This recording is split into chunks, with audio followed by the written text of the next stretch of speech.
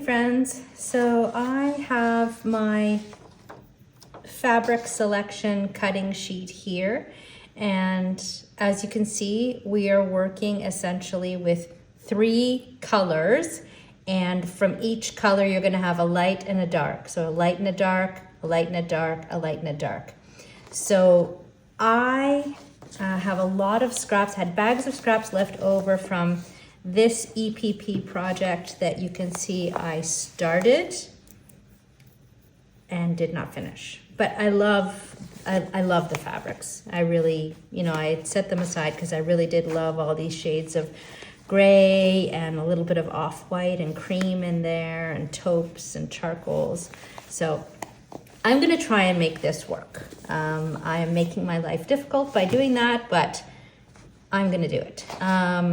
So I just have pulled some fabrics here to show you in a more simple way, if you're going through your stash, how you might choose your fabrics. So let's just say we went with 3 colors. We've got pink, some tealy turquoise, and purple.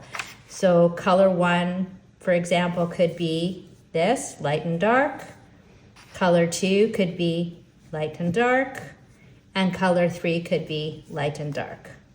Okay, so you could go that way. Of course, you could do it monochromatic the same as I have here, and perhaps, your colors could be all purples, and they could go from very light to dark, light and dark, light and dark.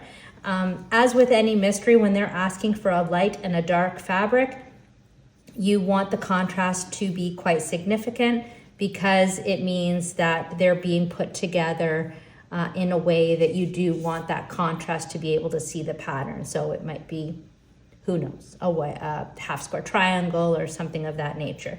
So just keep that in mind, that if you are choosing your fabrics and you're choosing a light and a dark, just make sure that there's a nice contrast between the 2 of them.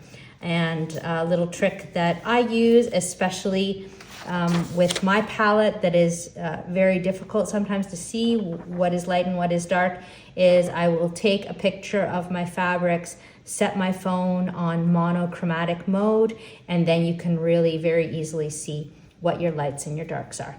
So that's it. Have fun, choose your fabrics, and you can get them cut. And I'm going to do that right now, and then I'll show you how I lay them all out.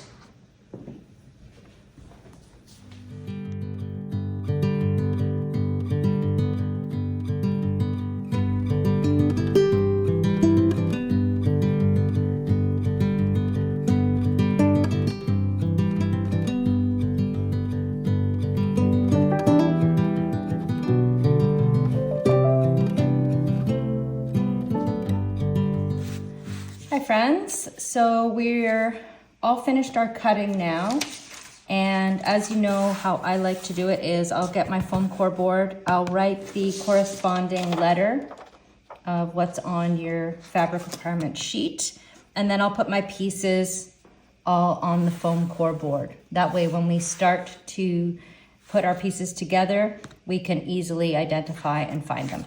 So you can see here I've got right from my fabric A down to my fabric F here.